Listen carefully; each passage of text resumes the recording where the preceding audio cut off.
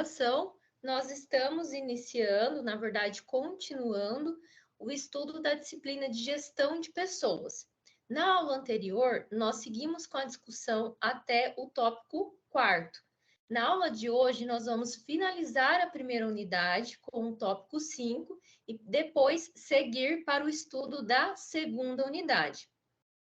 Então, na gestão de pessoas, envolve o recrutamento, a seleção, a inserção da pessoa dentro da empresa, o treinamento, o desenvolvimento e a avaliação. Nós estudamos de uma forma geral na aula anterior o que seria essas 5 atividades básicas dos recursos humanos. A partir de agora, nós vamos começar a nos aprofundar melhor nessas 5 atividades básicas, começando então pela atividade de recrutamento e seleção de pessoas. Esse tópico inicia esclarecendo o conceito de recrutamento e seleção. O que é recrutamento? O que é seleção? Qual é a diferença entre recrutamento e seleção? O recrutamento é a ação de atrair pessoas, de captar pessoas para se candidatar a uma vaga. Então, quando a empresa ela faz um banco de talentos para que as pessoas vão cadastrando o seu currículo lá, isso faz parte de uma atividade de recrutamento, está atraindo as pessoas para se candidatar a uma vaga. Quando o recrutador seleciona, escolhe a pessoa que vai ocupar aquele cargo, então ele está fazendo atividade de seleção. Então, recrutar é o ato de captar, de atrair pessoas para se candidatar a um processo seletivo. Selecionar é o ato de escolher a pessoa que vai se candidatar àquela vaga. Por isso que nós vamos dizer que o recrutamento ele acontece de forma constante. A todo momento, a empresa pode utilizar de estratégias, que nós vamos estudar depois, para atrair pessoas para se candidatar às suas vagas. E isso é recrutamento. Então, ele é constante. Já a seleção, a escolha pela pessoa para ocupar um cargo, não é constante. Ela só vai acontecer quando de fato tiver uma vaga disponível. Dessa forma, o recrutamento ele vem antes da seleção. E o recrutamento, ele dá base para o processo de seleção. Porque no recrutamento nós estamos buscando informações de possíveis pessoas que nós vamos contratar. Essas informações buscadas no recrutamento é o que vai subsidiar e embasar a nossa seleção. Recrutamento e desenho dos cargos. Vamos lá para esse tópico. O que diz esse tópico? Recrutamento e desenho dos cargos. Sabemos que o recrutamento é o ato de atrair pessoas, de captar pessoas para se candidatar a essa vaga. Mas para recrutar e para selecionar também, nós precisamos saber bem dos cargos, nós precisamos saber os requisitos, nós precisamos saber os critérios necessários para ocupar aquele cargo. Imagina anunciar uma vaga sem saber o desenho dos cargos, sem saber os critérios para ocupar aquele cargo. Isso seria um grande equívoco, porque se nós anunciamos que só tem aquela vaga, mas não especifica quais são as exigências, quais são os critérios, qualquer pessoa e um grande número de pessoas que não se enquadram no perfil pode se candidatar. Então, por isso, antes de recrutar, antes de selecionar, nós precisamos saber os principais requisitos e atribuições daquele cargo. Especificamente, o que nós precisamos saber para iniciar o processo de recrutamento? Nós precisamos saber as atribuições principais, o que de fato aquele funcionário vai fazer, né? Então, nós precisamos ter clareza da atividade que ele vai desenvolver quando ele for contratado. Nós precisamos saber aonde está o cargo na estrutura organizacional, a linha de autoridade, a quem ele vai estar subordinado. Nós precisamos saber o título do cargo, o nome do cargo, a escolaridade necessária para ocupar aquele cargo, se vai ser necessário ter algum curso específico, por exemplo, técnico em meio ambiente, técnico em química, e se vai se exigir experiência para aquele cargo. Além desses critérios, antes de anunciar a vaga, antes de fazer esse recrutamento, nós precisamos saber os requisitos mentais para ocupar aquele cargo. Os requisitos mentais têm a ver com a parte cognitiva, tem a ver com a parte de aprendizagem. Também precisamos saber dos requisitos físicos, se vai ser necessário habilidades manuais, se vai exigir esforço físico. Além disso, precisamos saber as responsabilidades, pelo que esse funcionário ele vai ser responsável. Dessa forma, nós vamos ter um melhor embasamento para fazer a seleção. Então, ao anunciar a vaga, minimamente nós precisamos saber disso. Então, vamos supor que nós trabalhamos no RH de uma empresa. Alguém vai pedir esse cargo, né? Que nós possamos abrir um processo de seleção para esse cargo. Então, essa pessoa já precisa me passar todos esses requisitos, todos esses critérios.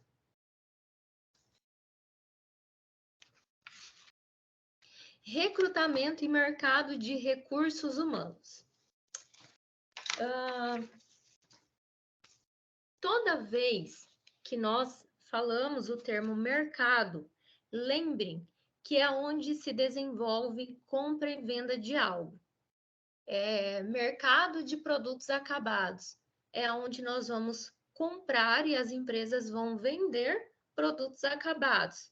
Mercado de recursos humanos é onde nós, pessoas físicas, vamos vender a nossa força de trabalho, ou às vezes as próprias pessoas jurídicas vendem a sua força de trabalho, enquanto as empresas vão comprar a nossa força de trabalho.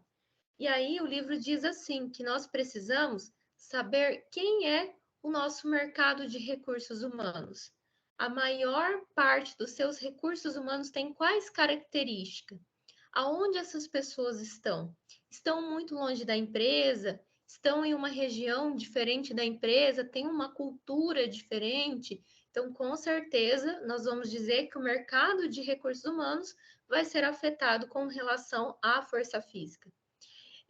A empresa ela trabalha com produtos sazonais, conforme a demanda, conforme o tempo, eu vou precisar contratar mais pessoas ou demitir mais pessoas, então afeta também o nosso mercado de recursos humanos.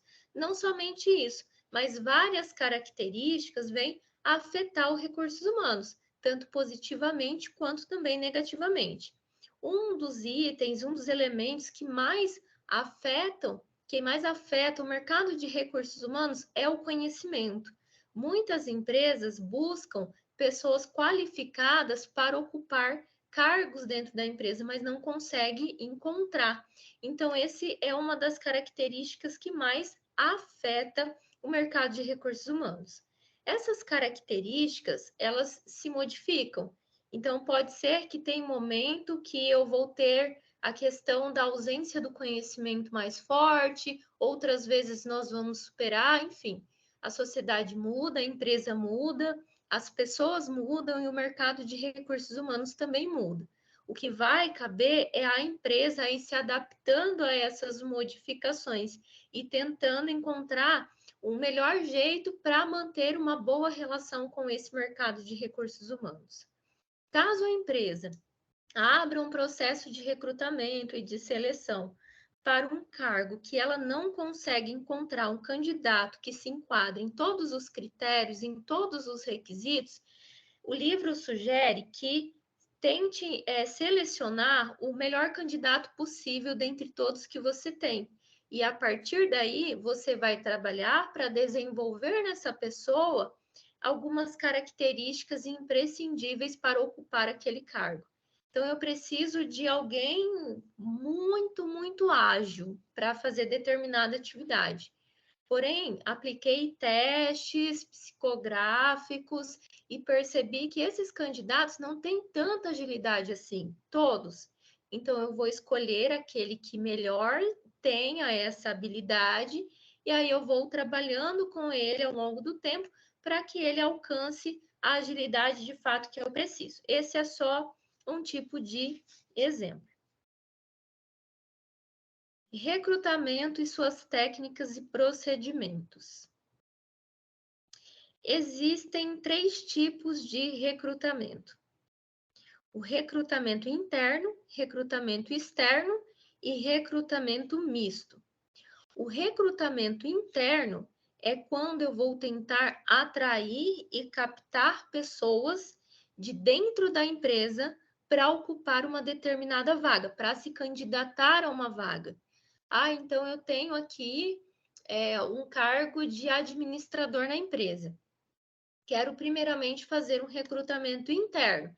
Então, eu vou divulgar essa vaga somente dentro da empresa para que as pessoas possam se candidatar a ela.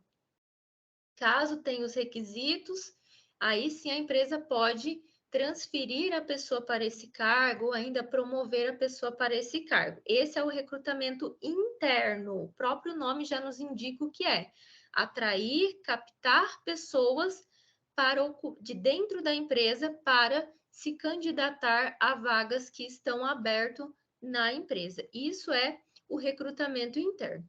O livro, ele coloca essa técnica, na verdade, esse tipo de recrutamento, como sendo relevante. Por quê? Porque por meio dela, as pessoas podem se desenvolver e ocupando cargos mais altos dentro da organização, então atende à expectativa de crescimento e desenvolvimento, ou ainda, de repente, a pessoa está em uma área, mas ela tem interesse em atuar em outra, dentro da empresa mesmo. Então, isso permite também uma transferência.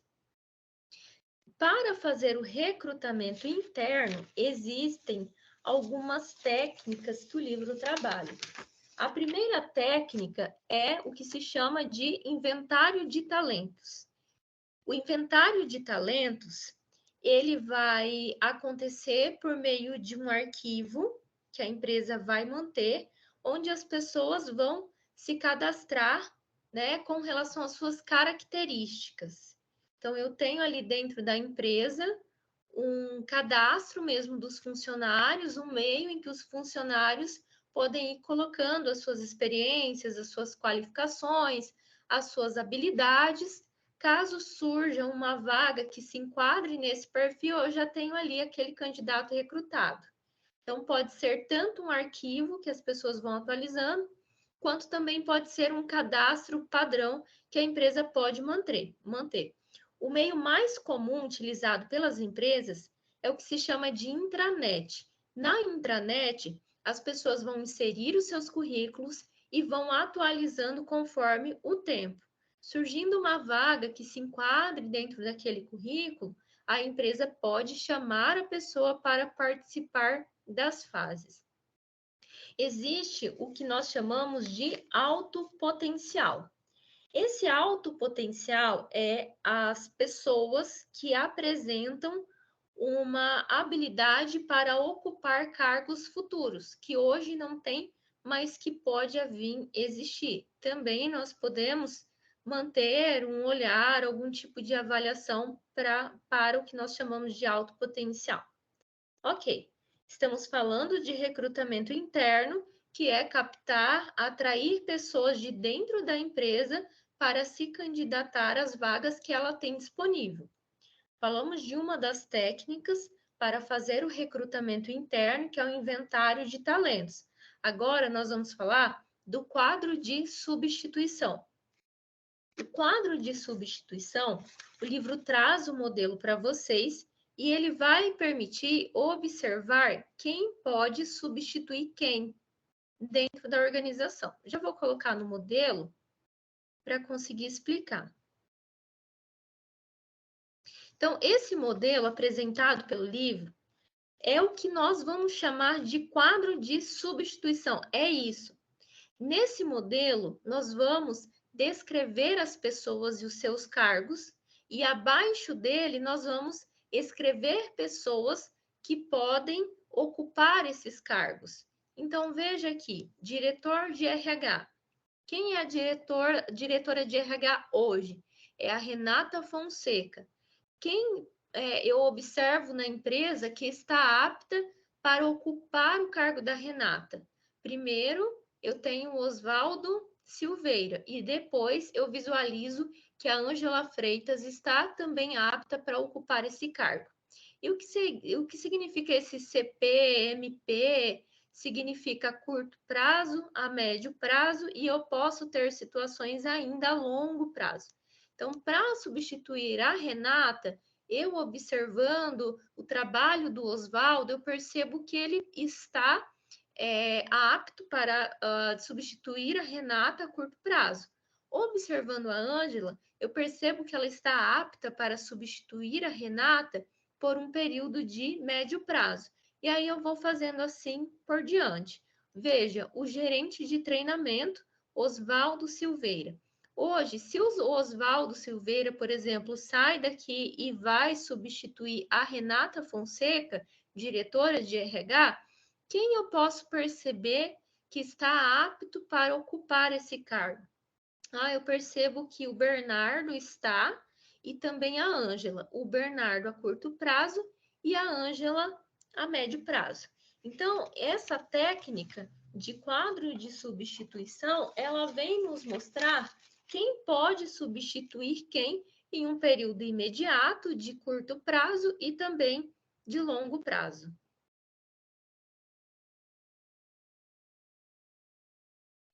Ao optar por essa técnica, por esse tipo de recrutamento, recrutamento interno, então é o momento de se fazer o anúncio interno. E nós precisamos ter cuidado com esse anúncio interno. Normalmente, o que as empresas fazem para anunciar as vagas da empresa em aberto? Elas utilizam a intranet, elas podem utilizar também o jornal corporativo ou o mural de avisos. Então, esses anúncios, eles vão ser divulgados por esse meio. O que eu mais vejo dentro das empresas é no mural de avisos, mas tem muitas empresas que expõem no sistema de intranet. Nós precisamos ter cuidado ao anunciar essas vagas, porque esses anúncios, quando eles vão ser divulgados, eles precisam estar bem estruturado, bem escrito, bem pensado e também bem divulgado. Por quê? Se caso eu faço um anúncio que não esteja bem estruturado e divulgo dentro da minha empresa, faço a seleção e aquele funcionário interno não passou, não foi aprovado, ele pode então se sentir injustiçado. Dessa forma, nós precisamos ter clareza para explicar as razões do porquê ele não conseguiu esse cargo, porque também nós podemos perder um bom funcionário caso ele não consiga essa vaga. Existem algumas vantagens e desvantagens para se fazer o recrutamento interno. Vamos ver quais são essas vantagens e desvantagens. O livro coloca assim: quando nós recrutamos alguém que está lá dentro da empresa, que eu já conheço, isso pode me passar mais segurança, porque eu conheço ele, eu sei o perfil dele, eu sei a maneira de trabalhar. Então, me dá mais segurança, porque é diferente de quando eu vou recrutar, selecionar alguém que vai estar ali na minha frente poucos dias, pouco tempo, só fazendo aquela técnica. Além disso, eu vou ter menor custo com divulgação. Eu vou anunciar em meios que não é tão caro. Então, eu não preciso divulgar sei lá, na internet, fazendo patrocínio com o Instagram ou algo nesse sentido, né? Eu vou anunciar ali internamente, no mural, intranet. Então, é menos custo mesmo, tanto na divulgação, quanto também eu vou precisar fazer menos ações para que esse funcionário se sinta mais integrado dentro da empresa. De forma geral, é mais barato. É uma oportunidade de crescimento e desenvolvimento. Então, quando eu abro essas vagas, pessoas podem perceber isso, ter uma expectativa que é uma oportunidade delas crescerem e se desenvolverem dentro da empresa. Porque é algo que nós queremos, né? Nós queremos crescer, queremos desenvolver, e quando nós temos essa possibilidade, nós sentimos que o nosso trabalho está mais reconhecido. Essas são as vantagens. E quais são as desvantagens? Para que a pessoa possa se candidatar a essas vagas, elas precisam estar motivadas. Estou bem nessa empresa, gosto dessa empresa, tenho motivação para continuar nessa empresa. Então, a pessoa vai se candidatar às vagas. Agora, se a pessoa não se sente bem, não está motivado ali no local, então talvez ela prefira procurar vagas em outras empresas. Nos casos de chefes, isso é uma questão bem delicada, porque vagas internas que chefes ocupam, principalmente junto com pessoas que é menor na cadeia hierárquica dele, pode ser que isso lhe dê uma certa frustração caso ele não passe. Pessoas que antes, em outros cargos, se sentiam bem, se desenvolviam bem, pode ser que com essa mudança, com novas atividades, já não seja tão boa assim. Então, corre o risco de se perder um bom funcionário. Quando nós trabalhamos muito com essa questão de recrutamento interno, nós não vamos dar a possibilidade de que novas pessoas, novos talentos entrem na empresa. Então, nós não vamos conseguir contar com sangue novo, que é o que o livro fala. Bem, falamos do recrutamento interno, agora o livro fala sobre o recrutamento externo. Recrutamento externo é diferente do interno. Enquanto no recrutamento interno eu vou ter atividades para atrair e captar pessoas que já estão dentro da organização, que já trabalham na organização, no recrutamento externo eu vou tentar captar e atrair pessoas que no momento não trabalham dentro da organização. Então, são pessoas que estão fora da nossa organização. Então, por isso que nós usamos o termo externo. É sempre importante que a empresa mantenha uma boa imagem de si mesma junto ao mercado de recursos humanos, porque isso facilita bons candidatos se candidatando às suas vagas. É muito importante fazer, né, investimentos em comunicação, em divulgação, mas às vezes o sigilo ele é recomendável. Claro que se nós pensarmos divulgação, pressupõe que nós divulgamos, disseminamos que nós estamos com aquela vaga em aberto, mas nem sempre toda essa divulgação ela é recomendada, principalmente quando o cargo da empresa é um cargo muito estratégico, né? Isso pode dar base para que o concorrente observe isso, né? Isso pode dar base para que os investidores também deixem de investir na empresa quando um cargo muito estratégico está ali vagando. Além disso, se eu divulgar a vaga, então estou abrindo uma unidade em São João do Caiuá, né? Porém, os meus candidatos não podem ficar sabendo, desculpa, a minha concorrência não pode ficar sabendo, porque ela pode me boicotar de alguma forma. Então, também, se eu divulgo as vagas, pode ser que o meu plano de ter uma outra unidade ou algum outro plano seja revelado. Além disso, as organizações que são muito conhecidas também precisam manter em sigilo as suas vagas, porque pode ser que ao divulgar as suas vagas, muitos candidatos, uma quantidade exagerada de pessoas, se candidate a elas. mesmo que às vezes não se enquadre nos critérios, o que vai dificultar um pouco mais no processo de seleção e de recrutamento. E um outro item também que se recomenda o sigilo é quando nós estamos divulgando vagas para ocupar cargos que hoje já estão ocupados. Ah, então eu tenho alguém que não está se dando bem, que não está se saindo, já dei treinamento, já tentei desenvolver, a pessoa não está conseguindo alcançar o padrão que eu preciso. Então, vou divulgar a vaga. Porém, eu não posso demitir ela agora, senão a produção vai ter que parar, a minha organização vai ter que parar, vai ser um prejuízo. Aquele cargo hoje está ocupado, mas eu vou abrir um processo para recrutar, selecionar pessoas para aquele cargo. Então, o ideal é manter isso em sigilo. Nós vamos falar mais depois. Quais são as principais fontes de recrutamento externo?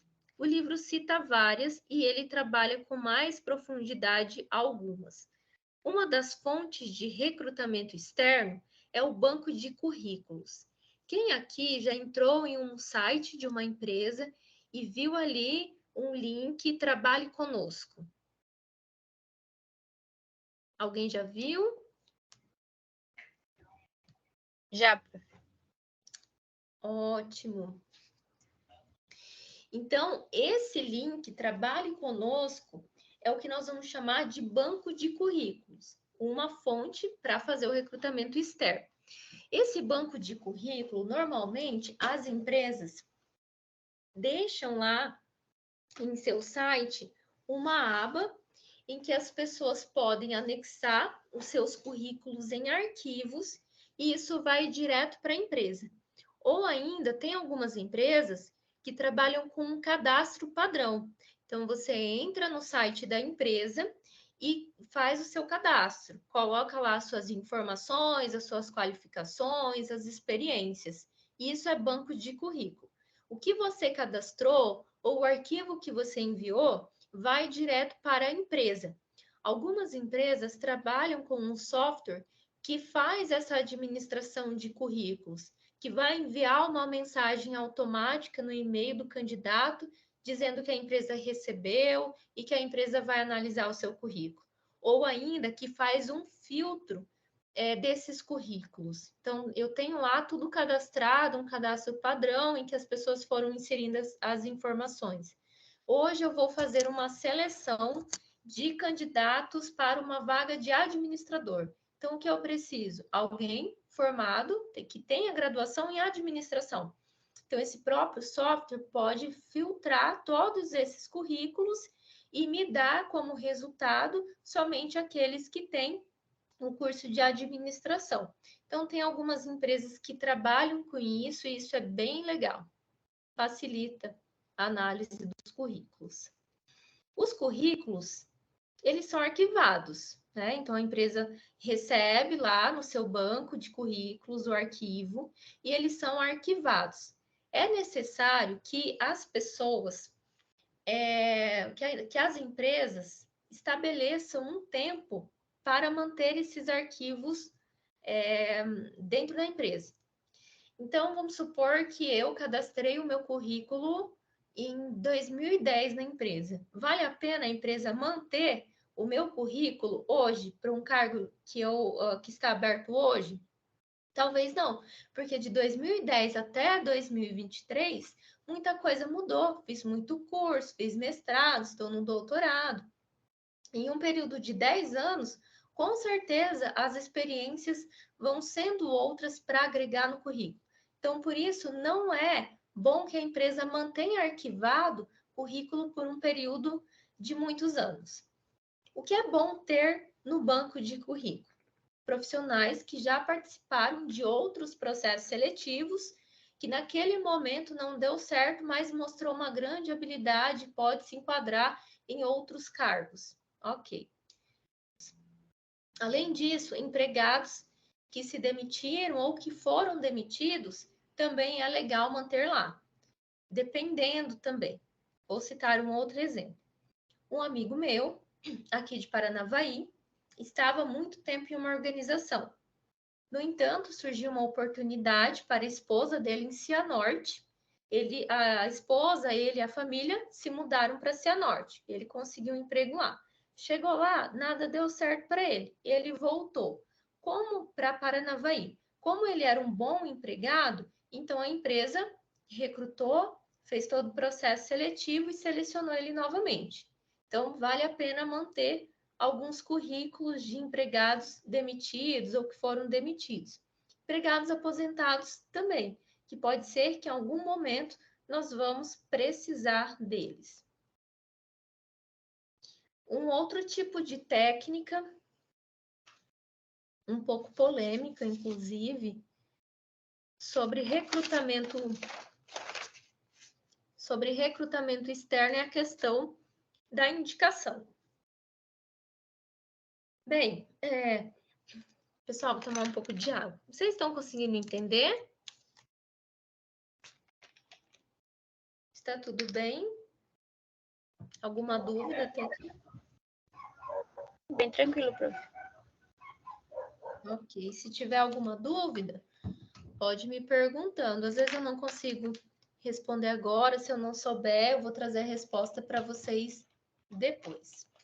Tudo certo, você está explicando bem. Que bom.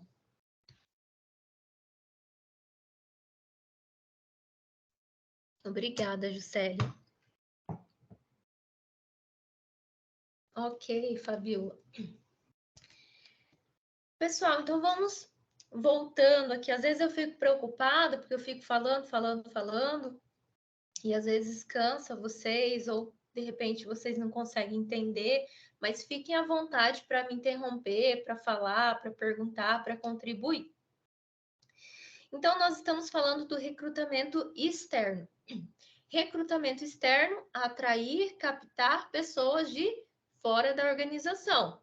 Existem técnicas para se fazer esse recrutamento. Uma das técnicas que nós conversamos agora é o banco de currículos, onde a empresa vai mantendo currículos para possíveis vagas que vão surgir. Agora o livro fala de uma outra técnica, que é a técnica de indicação. Como funciona essa técnica?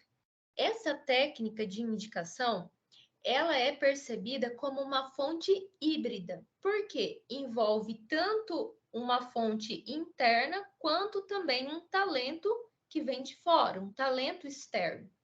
Então, é uma fonte interna, porque quem indica está dentro da organização. E é algo que externo, né? Também é uma fonte externa, porque o talento vem de fora, o talento está fora da organização. Por isso que nós percebemos as indicações como uma fonte híbrida.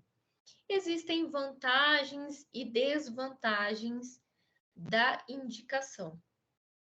Quais são as vantagens? Bem, quando nós fazemos uma seleção a partir de indicação, o livro defende que é mais fácil de encontrar um candidato que compartilhe os valores da organização. Então, normalmente, quem indica já compartilha com essa pessoa, com esse candidato, como funciona a empresa, o que a empresa necessita, qual é a característica, o padrão de comportamento, de valor que a empresa possui. Então, por isso que o livro defende que é mais fácil encontrar candidatos que compartilhem esses valores. Além disso, o livro defende que é mais fácil encontrar candidatos competentes. O que ele diz é que dificilmente alguém vai indicar outra pessoa que não seja competente. Ninguém quer o seu nome relacionado com alguém que não faça um bom trabalho. Além disso, o conhecimento é maior de ambos os lados. Quem indica vai trazer para o recrutador informações das pessoas indicadas, dizer como é essa pessoa, o que ele faz, o que ele gosta, enfim. Ao mesmo lado, essa mesma pessoa que está indicando pode compartilhar com essa outra pessoa como é a empresa. Os vínculos se estreitam. Quando as pessoas chegam na empresa, às vezes é difícil fazer amizade, socializar com outras pessoas, mas quando já conhece alguém, fica mais fácil para interagir dentro do ambiente de trabalho. No entanto, as indicações requer cuidado. Primeiro, indicação não significa contratação. Indicação não significa contratação. A pessoa que está indicando precisa ter clareza de que o simples fato de ser indicada não é sinônimo de que já está contratada. A pessoa que está indicando precisa ter ciência que a pessoa indicada precisa passar por todo o processo, por todas as etapas de avaliação. Isso é, na verdade, o ideal.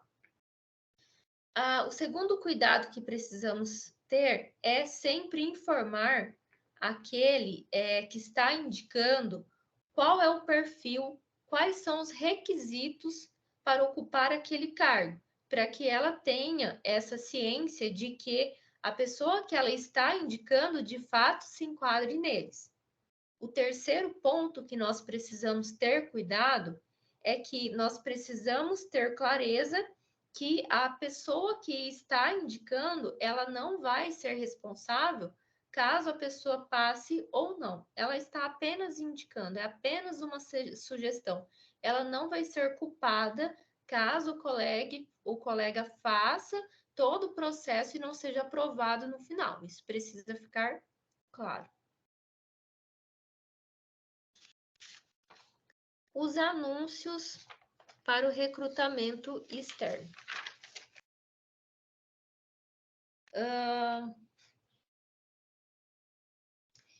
Então, nos anúncios, os anúncios, ele é uma maneira de divulgar, de disseminar essa informação a respeito do cargo. No caso do recrutamento interno, como nós estudamos, vai ter mecanismos específicos para divulgar a sua vaga lá dentro.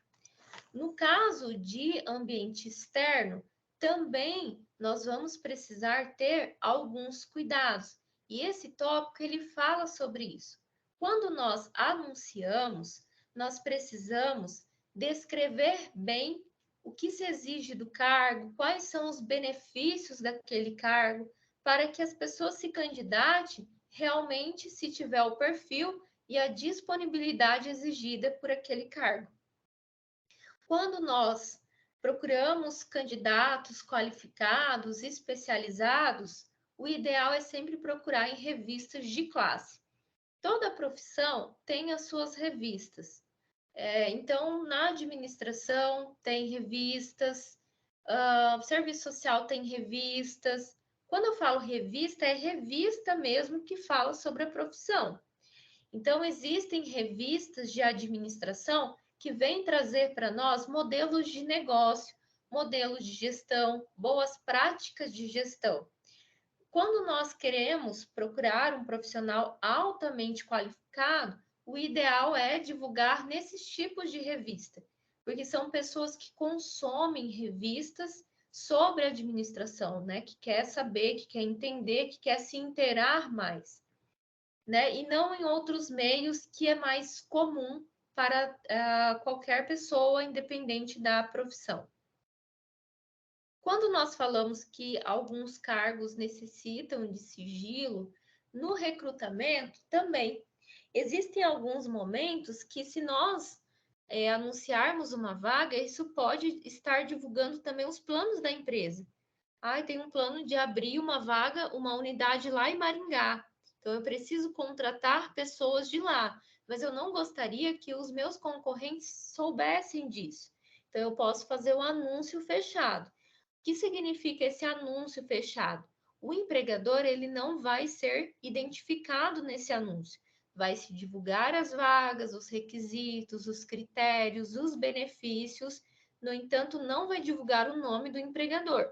Lá nesse anúncio, vai ter uma caixa postal para que as pessoas encaminhem esse currículo sempre aos cuidados aos cuidados do jornal. E dessa forma, o nome da empresa não vai ser divulgado. Uma outra fonte de recrutamento externo é a utilização de consultoria especializada. Como funciona essa consultoria? Existem agências que são especialistas em encontrar pessoas que estão procurando emprego e encontrar empresas que estão ofertando vagas de emprego. O que eu mais vejo aqui, tanto que é da minha região mesmo, é maringá.com. Eu vejo, né, esse site como se fosse uma agência de emprego que desenvolve serviços tanto voltados para a empresa quanto também para os profissionais. As agências de emprego, então, desenvolvem dois tipos de serviço, uma voltada para a empresa e a outra voltada para os profissionais. O primeiro tipo de serviço, ele vai desenvolver um banco de currículos que as pessoas podem ir cadastrando os seus currículos e as empresas podem ir cadastrando as suas vagas gratuitamente. Então, ali naquele momento, a empresa pode procurar nesse site pessoas com currículos, ao mesmo tempo as pessoas podem procurar essas vagas de emprego. Isso não significa só procurar vagas de emprego e procurar candidatos. Às vezes, esse tipo de serviço dessas agências oferecem alguns serviços adicionais, como, por exemplo, pode oferecer cursos, pode oferecer consultoria a respeito de entrevistas, né? Enfim, entre outros. O segundo tipo de serviços que agências especializadas desenvolvem é mais voltado para a empresa. Então, existem agências que fornecem consultoria para a empresa sobre os recursos humanos e existem empresas que desenvolvem todo o processo seletivo para uma outra empresa. Então, existem empresas que, na verdade, terceiriza o processo de recrutamento e seleção. E as empresas terceirizadas entrariam nesse segundo tipo de agências especializadas. Uma outra fonte de recrutamento externo é a política de boa vizinhança. Como funciona a política de boa vizinhança? Eu tenho na minha empresa um candidato, uma pessoa, um trabalhador ali dentro da minha empresa que ele mostra uma habilidade, uma competência incrível, que eu nunca vi igual. Porém, eu sei que dentro da minha empresa ele não vai conseguir crescer e se desenvolver o tanto que ele merece. Porque na minha empresa eu não tenho muitos cargos elevados e, enfim. Surgindo a possibilidade de que uma outra empresa esteja à procura desse perfil de candidato, então ela pode me procurar ou eu procurar ela para indicar esse funcionário. Então, isso se chama política de vizinhança. Empresas indicam funcionários para outras empresas. Só isso? Não. Nós vamos dizer também que é política de boa vizinhança quando nós vamos ter algumas organizações que oferecem empregos para outras pessoas. Calma lá, deixa eu tentar citar um exemplo. Aqui em Paranavaí, há poucos anos atrás, veio a Avan para cá. Aqui nós não tínhamos a Avan. Quando a Avan veio para cá, ela fez uso do Cine, Sistema Nacional de Emprego do Governo Federal. Então, ela foi lá no Cine, né, ou entrou em contato com o Cine, para que o Cine divulgasse as vagas dela. Sabendo disso, várias pessoas foram lá no Cine para cadastrar o seu currículo. Então, o Cine, aqui em Paranavaí, ele acontece diariamente. As empresas vão deixando as suas vagas lá e outras pessoas vão procurando as suas vagas lá. Existem vários órgãos da administração pública que também oferecem esse tipo de serviço. É diferente das agências especializadas. Nas agências especializadas, elas vão oferecer os seus serviços, vão oferecer consultoria, podem oferecer serviços adicionais, curso, treinamento. Elas vão vender todo um processo seletivo que elas podem fazer.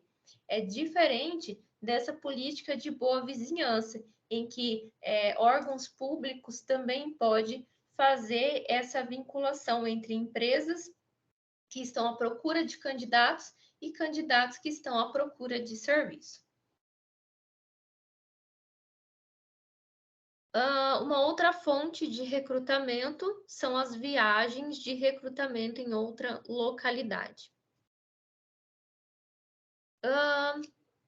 Bem, então vamos supor que aqui em Paranavaí o mercado de recursos humanos esteja saturado. Isso significa o quê? Bastante explorado. Tem muitas pessoas trabalhando, as pessoas e muita vaga de trabalho sobrando, enfim. Mas eu preciso de pessoas para trabalhar. Vamos citar o exemplo da Avan que veio para Paranavaí. Se ela viesse para Paranavaí e o mercado de recursos humanos estivesse muito explorado, não tivesse pessoas que estivessem à disposição para trabalhar, então ele poderia trazer pessoas de a empresa poderia buscar pessoas de outras regiões para trabalhar aqui em Paranavaí. Essas viagens, né, quando nós vamos em outras regiões buscar pessoas para trabalhar em outros lugares, isso é bem complicado. Por quê? As culturas regionais são diferentes. Aqui em Paranavaí eu tenho uma cultura que com certeza é diferente da cultura de vocês. E que com certeza é diferente da cultura de qualquer outra região. As pessoas são diferentes, as empresas são diferentes. E eu preciso encontrar pessoas que não se adaptem somente ao cargo, mas que também se adaptem ao todo o contexto organizacional. E a cultura da empresa e a cultura das pessoas é algo que também às vezes se chocam, se afetam, e isso vai dificultar a questão de se sentir bem na empresa, de conseguir se adaptar bem na empresa. Mas existe essa possibilidade. Caso não tenha recursos humanos, é indicado sim procurar pessoas em outros lugares, mas precisa saber do risco da questão das culturas diferentes e também isso vai exigir um maior investimento em valor de benefícios. Porque se nós estamos buscando pessoas de longe para trabalhar na nossa empresa, né? Isso nós precisamos, inclusive, ofertar a ela melhores benefícios para que elas de fato se interessem em vir, né, se instalar aqui na região e também que permaneça na nossa região. Dúvidas? Deixa eu só falar desse recrutamento misto, que é coisa simples. Recrutamento misto, ele vai ser tanto um recrutamento interno quanto um recrutamento externo. Existem organizações que divulgam as suas vagas tanto para aqueles que já trabalham na empresa, que têm interesse, né, em ser transferido ou ser promovido, ou ainda e também divulgam as suas vagas para fora dela, no seu ambiente externo.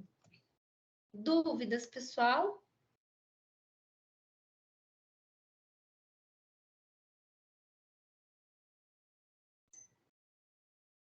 Ok, eu vou então anexar os slides para nós trabalharmos, começar a trabalhar a unidade 2.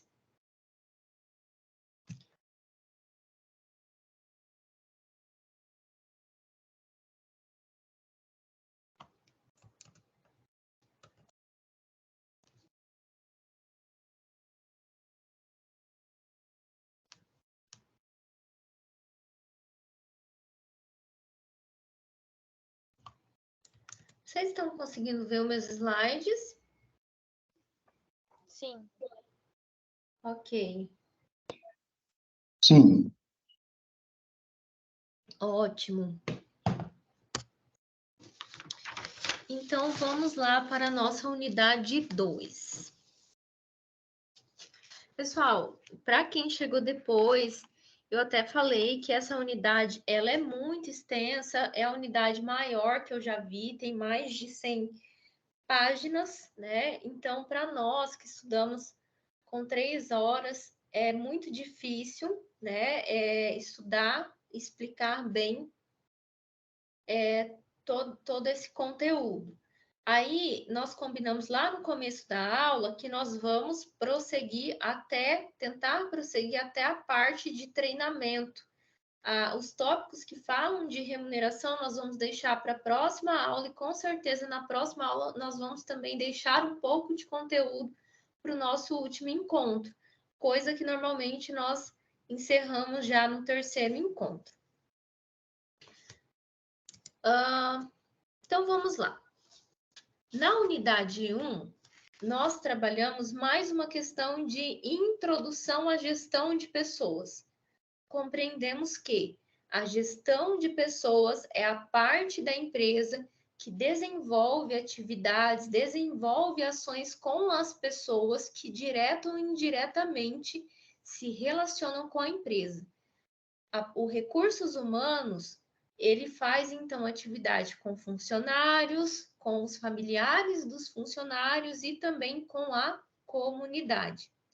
Existem algumas atividades básicas dos recursos humanos. Nós falamos de forma geral lá na unidade 1, nos primeiros tópicos, e posteriormente a unidade vem se aprofundando mais nessas atividades. Nós ainda estamos falando de recrutamento, né? Que é a primeira fase de todo o processo, é a primeira fase que vai dar, assim, é a primeira fase do processo. Isso, falamos de recrutamento.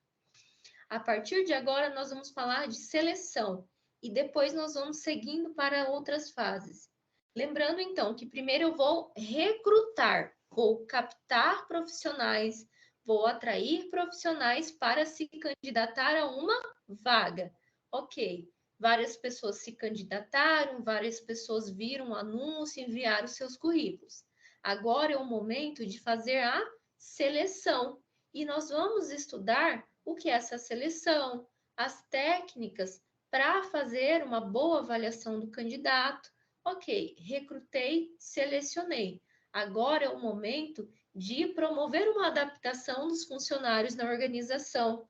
Depois de adaptar esse funcionário, recrutei, selecionei, adaptei. Então, é o momento de treinar, né? Depois é o momento, então, de remunerar, né? Então, é um ciclo mesmo, são fases, primeira, segunda, terceira, quarta. Recrutei, selecionei, adaptei, treinei, remunerei, ok? Falamos de recrutamento. Nesse tópico, nós vamos falar de seleção. E aí o livro volta naquela introdução. Qual é a diferença de recrutamento e seleção? Novamente vou dizer, recrutamento atrai profissionais para se candidatar às vagas da empresa. Capta esses profissionais. Isso é recrutar. Selecionar, seleção, é o momento que eu vou, de fato, escolher o profissional e dizer, é esse. Né? Isso é seleção. Recrutamento dá a base, dá informações para que eu possa selecionar de fato o candidato. Recrutamento acontece constantemente. Seleção acontece somente quando tem a vaga disponível. E aí o livro começa a fazer aquela introdução, que é um desafio, né, para a seleção de pessoas, a questão do tempo. O tempo para a empresa vale dinheiro. Se eu tenho um cargo vago, mas eu estou demorando na seleção, ou eu preciso recrutar primeiro, com certeza a empresa pode ter esses momentos de ter que parar por não ter funcionário. Então, o que se recomenda é sempre manter uma base de currículos para que quando sair a vaga eu vou então selecionar, fazer as técnicas de seleção. Isso me dá mais rapidez no processo. É um desafio encontrar o candidato certo no tempo certo. Por quê? Às vezes eu quero aplicar todas as técnicas, às vezes eu quero escolher bem o meu candidato, com calma, analisar bem, mas o tempo, às vezes, pede para que nós possamos ter mais pressa. Então, é um desafio para a seleção a questão do tempo. E esse slide, ele vem nos dizer aquilo que eu já estava falando, questão da produção, que pode ser afetada caso nós não consigamos encontrar um candidato com rapidez.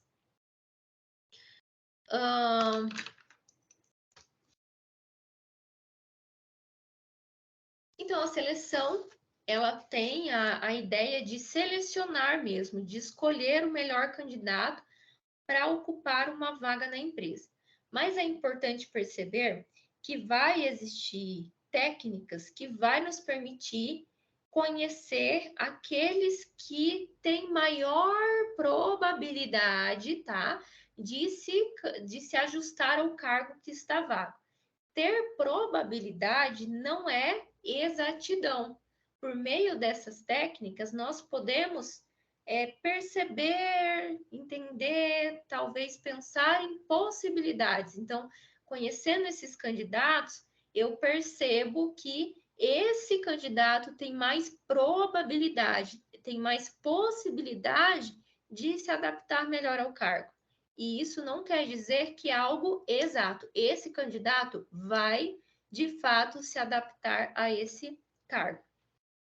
Quando nós fazemos um processo de seleção, o livro recomenda que nós possamos fazer um ranking entre os que mais se enquadram nos critérios do cargo até aqueles que menos se enquadram no critério do cargo.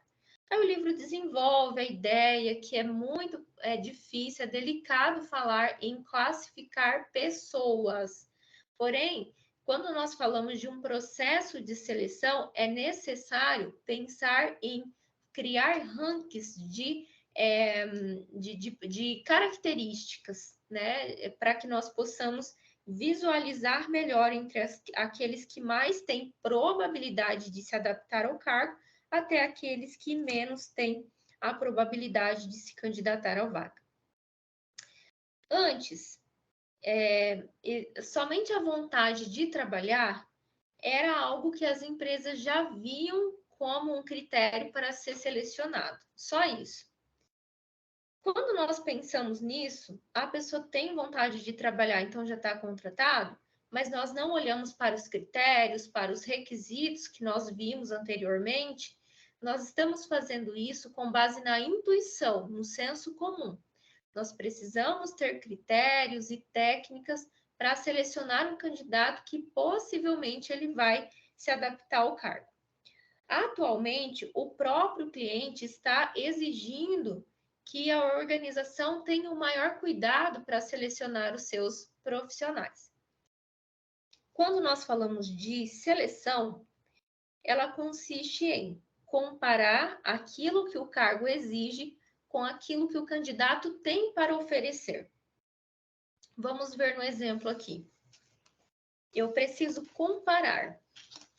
Então, o que o cargo requer e o que o candidato tem para oferecer.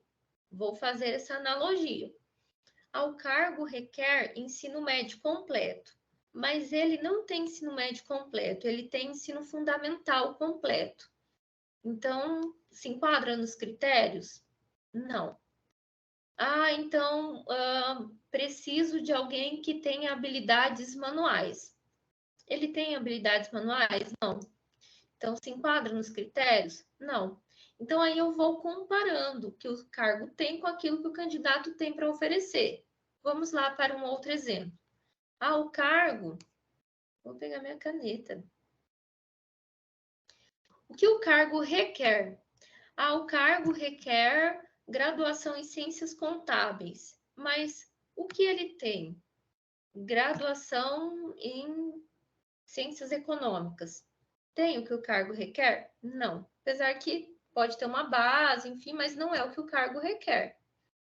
Tem alguém que tem uma habilidade intelectual. Ele tem habilidade intelectual? Sim. Então, ele se enquadra nesse critério. Mas a ideia de seleção é essa: comparar as especificidades do cargo com as características do candidato e tentar encontrar o melhor candidato que se enquadre nesses critérios.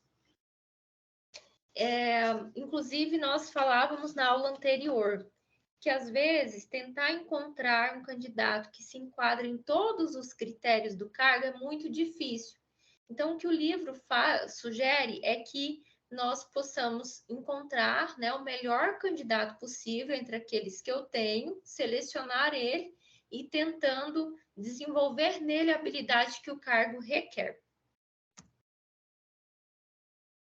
As pessoas são diferentes, por isso que nós precisamos fazer essa seleção, aplicar essas técnicas. Elas se diferem fisicamente, psicologicamente, culturalmente, socialmente, então as pessoas são diferentes. E a organização também é diferente. Ela tem as suas especificidades, a sua cultura, os seus valores, a sua dinâmica, que é só dela. Não existem pessoas iguais, assim como não existem empresas iguais. O grande desafio aqui é encontrar uma pessoa que vai se adaptar ao cargo, mas também uma pessoa que vai se adaptar em todo o contexto da organização, em sua cultura, em sua história, em seus valores, etc. De quem é a responsabilidade por fazer o processo de seleção? Quando nós temos uma vaga em aberto, vai ter um chefe que pediu. Então, o chefe de produção está ali necessitando de um cargo, ele vai pedir esse cargo para os recursos humanos. Ele vai fazer o planejamento de pessoal, como nós vimos na aula anterior, levantar a quantidade de pessoas que ele necessita e com quais habilidades ele precisa. Ele vai passar isso para os recursos humanos. Então, a decisão final de quem contratar precisa ser do chefe que requisitou esse cargo, o chefe de linha, o que vai ser responsável pela pessoa na organização. É ele que vai escolher, é ele que vai selecionar e decidir. O RH, ele não vai tomar para si essa responsabilidade de escolher qual candidato deve ser contratado. O RH, ele apenas vai prestar os seus serviços especializados, ele vai aplicar as técnicas de seleção para recomendar ao chefe que requisitou o melhor candidato que ele encontrou. Então, ele vai entrevistar várias pessoas que ele recrutou, tentar encontrar aquelas que se enquadram, né? Já descartar aquelas que não se enquadram e apresentar ao chefe do setor os possíveis candidatos. E é o chefe que precisa selecionar e escolher a pessoa. Então, nós vamos dizer que também é uma responsabilidade compartilhada, porque vai envolver várias pessoas, vai envolver o chefe, vai envolver o funcionário de RH, e nós vamos estudar o papel de cada um em todo esse processo.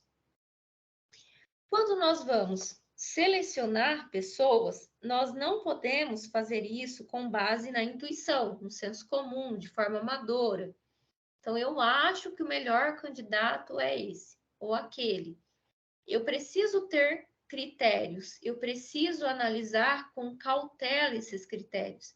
Não só escolher o critério, mas o livro indica também validar esse critério. O que seria essa validação de critério?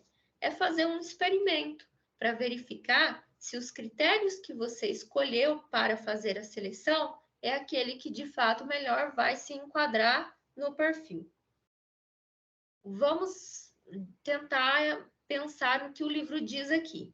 O livro diz para fazer um experimento, ou seja, você pode pegar um grupo piloto dentro da sua empresa e tentar aplicar esses critérios. Então, vou visualizar ali.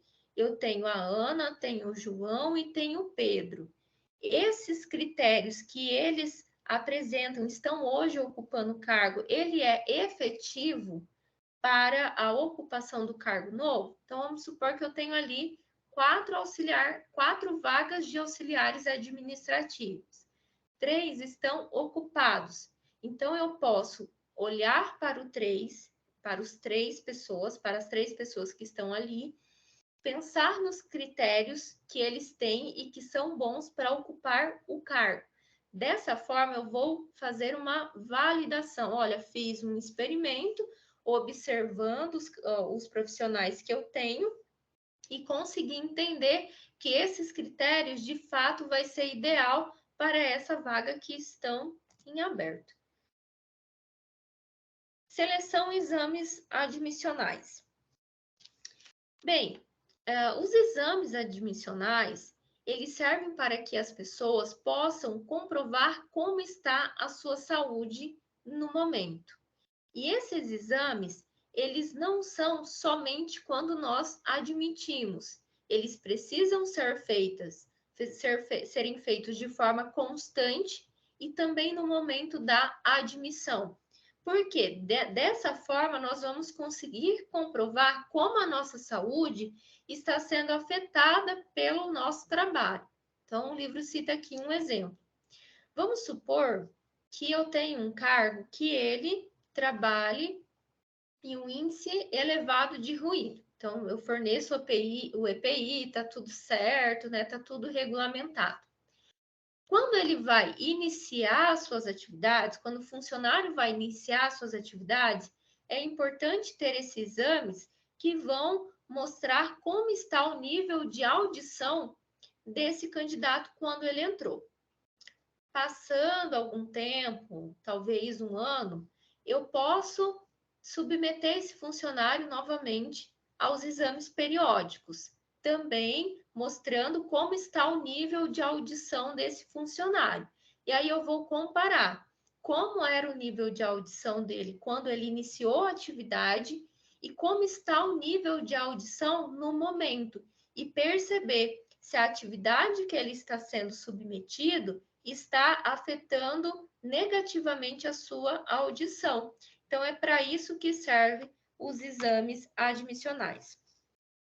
A pessoa pode ser aprovada em todas as etapas, em todos os testes de seleção. Porém, para ocupar o cargo, ela também precisa mostrar uma boa condição de saúde. Inclusive, esses exames, né, pode ser, inclusive, críticas quando nós vamos selecionar, não somente os exames, mas as condições de saúde da pessoa. Então, quando nós vamos fazer o teste, é importante levantar informações sobre como está a saúde da pessoa, como está, se ela faz uso de álcool ou drogas, se ela está gestante, se ela faz uso de medicamentos para transtorno mental. Vários itens são importantes para nós entendermos se a pessoa vai se adaptar à empresa, se ela vai conseguir desenvolver bem o trabalho. Então, ele pode ser utilizado como crítica para fazer a avaliação de quais candidatos nós vamos selecionar. Tópico 2. Tópico 2, técnicas para avaliação de candidatos. Ok. Então, vamos lá. Pensar no nosso caminho, na nossa linha. Recrutei as pessoas, atrair as pessoas para se candidatarem às vagas da empresa. Recrutei. Criei critérios, validei esses critérios para fazer uma seleção. Aí agora eu vou precisar aplicar técnicas com base nesses critérios para conseguir selecionar o melhor candidato para o cargo que está em aberto. Vamos estudar essas técnicas. Quais são as técnicas que o livro trabalha?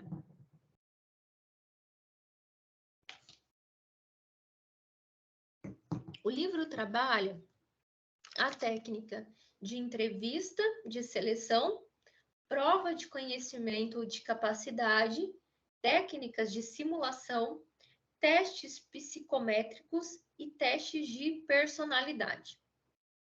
A entrevista, ela é a técnica mais utilizada hoje em dia. Às vezes, em uma seleção, só é feita a entrevista. Entre todas as técnicas, o profissional de RH ele está mais apto para fazer a entrevista de seleção, a prova de conhecimento e ainda participar da técnica de simulação. Mas os testes psicométricos e os testes de personalidade já são testes mais próprios para um profissional da psicologia. Mas vamos conhecer todas essas técnicas. Vamos começar pela entrevista. Para que serve a entrevista? A entrevista, ela serve para que você possa avaliar as informações que os candidatos apresentaram ali no momento do recrutamento e confirmar essas informações com o próprio candidato. Porque, às vezes, no currículo pode ter ficado alguma coisa confusa. Então, nesse momento, é o momento de nós verificarmos essas informações que ele incluiu no seu próprio currículo. Quais são os tipos de informações que nós vamos avaliar e confirmar no momento da entrevista? No momento da entrevista, nós vamos confirmar as informações e avaliar elas relacionadas à identificação e referências, né? Então, a saúde dele, com o que ele tem de referência, hobbies, enfim. A área familiar, isto é, o que interfere no trabalho. Então, existem algumas entrevistas que são muito indelicadas, que podem abordar assuntos que não vai interferir em nada no trabalho. Então, não é isso o ideal. O ideal, quando se trata das questões familiares, é perguntar coisas que de fato estão relacionadas ao trabalho, né? A questão da família que pode interferir e afetar o trabalho. Ok? Então, nós vamos confirmar e avaliar informações sobre identificação e referência, área familiar no que se refere, o que interfere no trabalho, conhecimentos e experiências, características comportamentais relacionadas ao cargo, como iniciativa e integração. Então, são essas as informações que nós vamos avaliar e confirmar. O recomendado é que um candidato seja entrevistado por pelo menos 3 entrevistadores, sendo eles um profissional do RH, um chefe, um psicólogo ou um profissional habilitado. Na entrevista com um profissional do RH, ele vai avaliar e confirmar informações referentes à identificação e referência e área familiar. Isso é o que vai caber ao profissional do RH. O que vai caber ao chefe é avaliar e confirmar o conhecimento e a experiência desse candidato. E o que vai caber em uma entrevista com um psicólogo ou um profissional habilitado é a questão das características comportamentais. É um profissional mais habilitado para avaliar comportamentos, ok? Então, o ideal, 3 profissionais: RH, chefe, psicólogo ou profissional habilitado. As entrevistas precisam ser planejadas. Então, é muito comum ter entrevistas que vão partir para outro caminho, né? O ideal é que o profissional de RH, ou chefe, ou psicólogo, já tenha tudo roteirizado, a entrevista, tudo esquematizado, para que ele não perca o foco. Pensar antecipadamente o que vai se perguntar e avaliar se aquele questionário, aquele roteiro, responde os questionamentos buscados. Então, para nós avaliarmos e confirmarmos informações referentes a identificações e referências, o livro recomenda um roteiro padrão. Então, para todos os cargos, eu vou ter ali um formulário com várias perguntas que vai ser realizadas. Para avaliar e confirmar a questão de referências, de conhecimento e experiência, o livro ele traz como sugestão utilizar um roteiro flexível, que vai se adaptando conforme os requisitos. Então, hoje eu vou entrevistar alguém candidato à vaga de produção. Eu tenho lá um roteiro, né, para me confirmar as experiências ou conhecimento. Além de ser por áreas, é interessante fazer um roteiro adaptado para cada profissional. Eu vou estudar o currículo dele, eu estou vendo as experiências dele, o conhecimento dele. Ficou com alguma questão necessária para ser perguntada? Então, eu vou adaptar o meu questionário. Perguntas relacionadas à identificação, um roteiro padrão para todos. conhecimentos e experiências, nós vamos utilizar um roteiro conforme os requisitos do cargo. Entrevista para se avaliar informações sobre o comportamento, isso vai da habilidade de cada entrevistador. Então, não existe um modelo pronto, algo nesse sentido.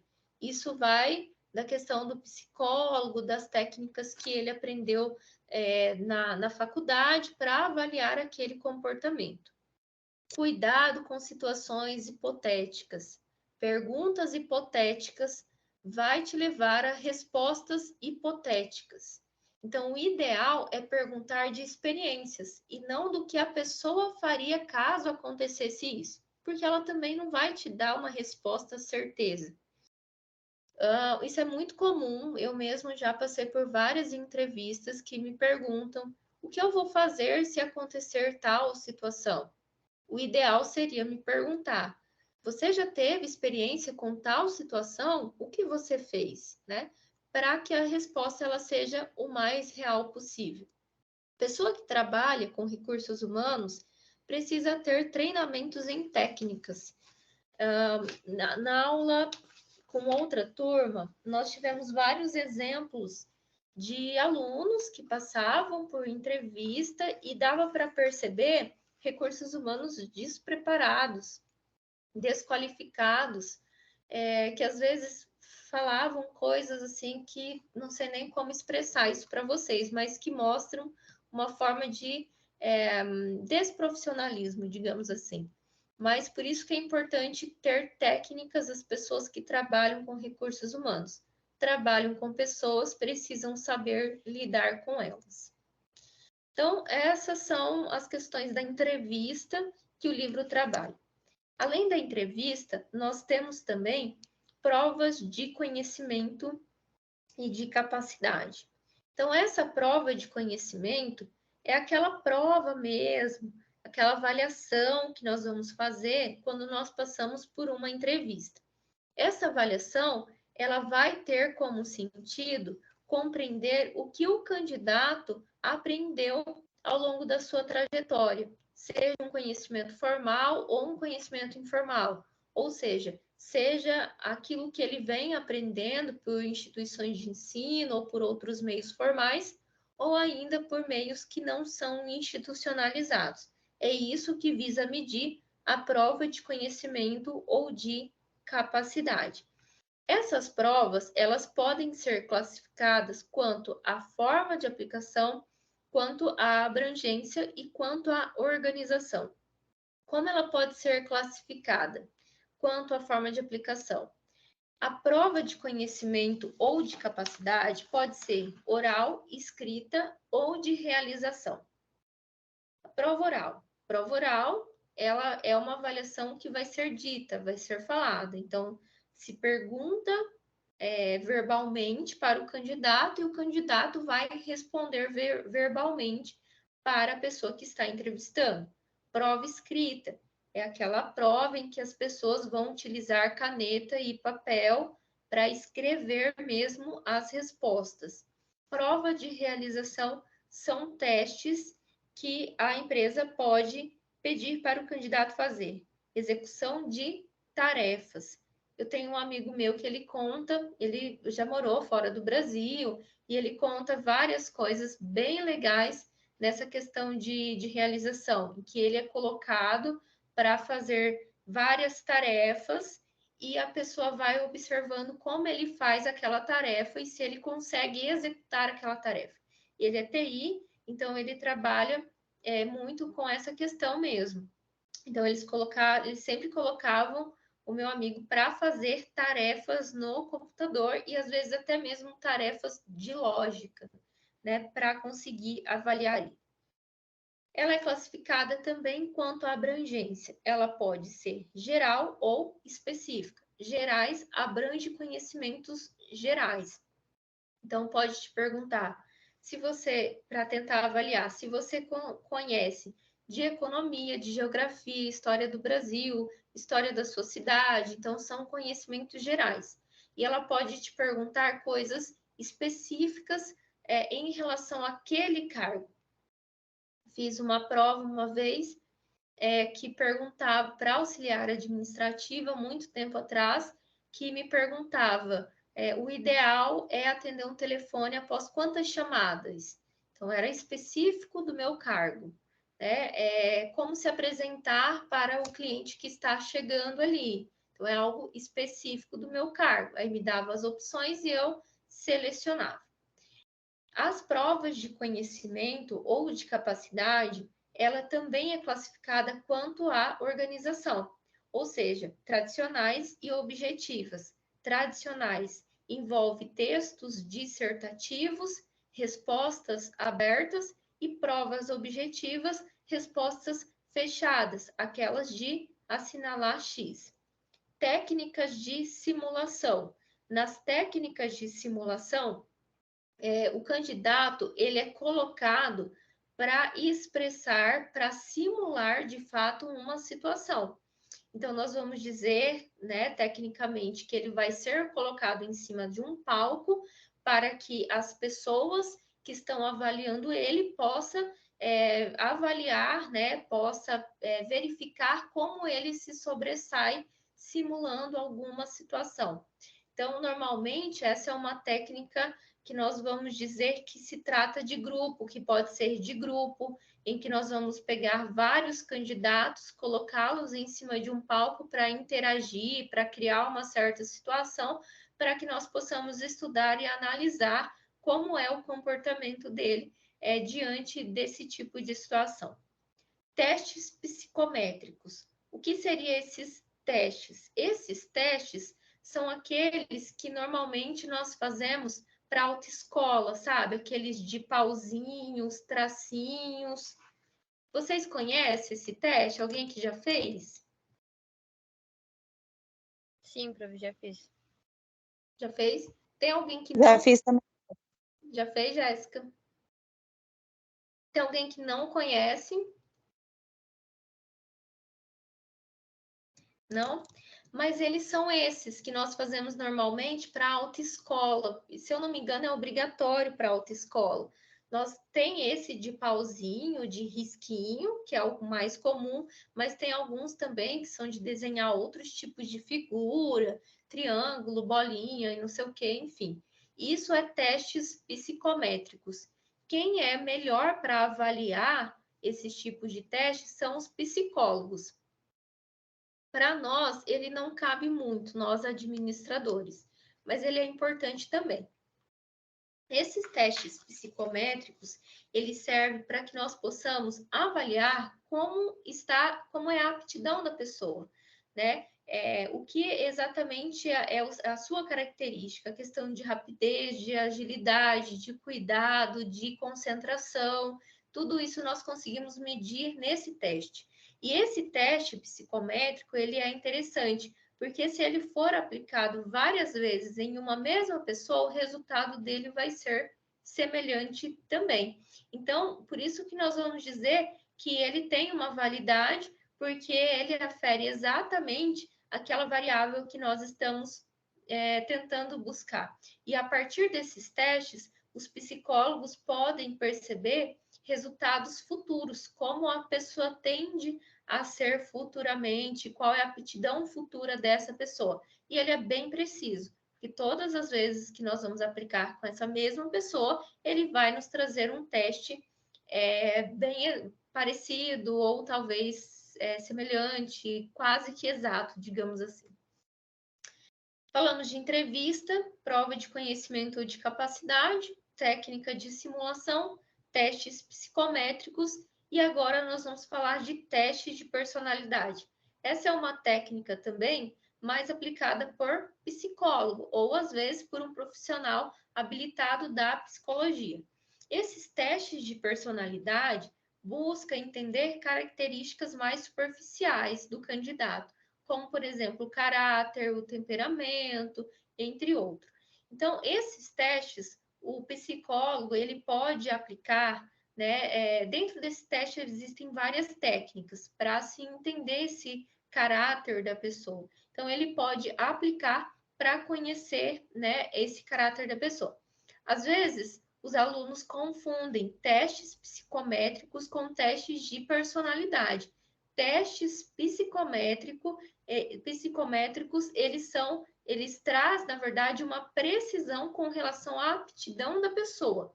Testes de personalidade dá uma ideia de como é o caráter da pessoa, o temperamento da pessoa e a pessoa de forma bem geral. Adaptação e desenvolvimento das pessoas. Então, vamos seguir na nossa linha. Recrutei as pessoas, captei, atraí elas para ocupar, para mandar os seus currículos, para participar de um processo de seleção dentro da empresa.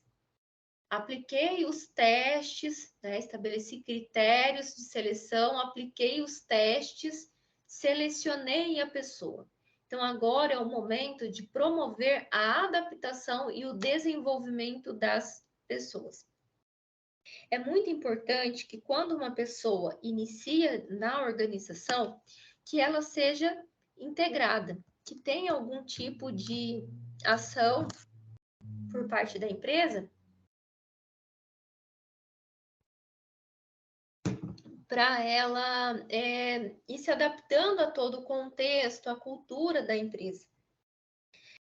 Então, quando ela chega, nós vamos tentar fazer com que ela conheça melhor a empresa, a história da empresa, os valores, a missão da empresa e, inclusive, atribuições de seu cargo. Fazer isso é adaptar as pessoas no seu ambiente de trabalho. E existem alguns métodos para se fazer essa integração e socialização organizacional. E o livro ele vem explicar isso. Quais são os métodos citados no livro? Processo de seleção, conteúdo do cargo, escolha de tutor, equipe de trabalho e programa de integração. Vamos conhecer um pouquinho de cada disso. Quando nós falamos que o processo de integração, de adaptação, é o momento que o funcionário está chegando na empresa, ele está chegando na empresa, ele precisa se integrar do funcionamento da empresa, do que ele precisa fazer. Então, isso significa que o processo de integração já deve iniciar no processo de seleção. Quando ele passa por seleção, pelos avaliadores, os avaliadores já precisam dizer para ele como é a empresa, né? O que se deve fazer, alguns requisitos, para que o candidato também possa avaliar se ele também gostaria de ser contratado pela empresa. Então, o processo de integração já começa no processo de seleção, quando os avaliadores informam os candidatos sobre aspectos principais de funcionamento, de cultura, perfil dos chefes que vão trabalhar com ele. Conteúdo do cargo.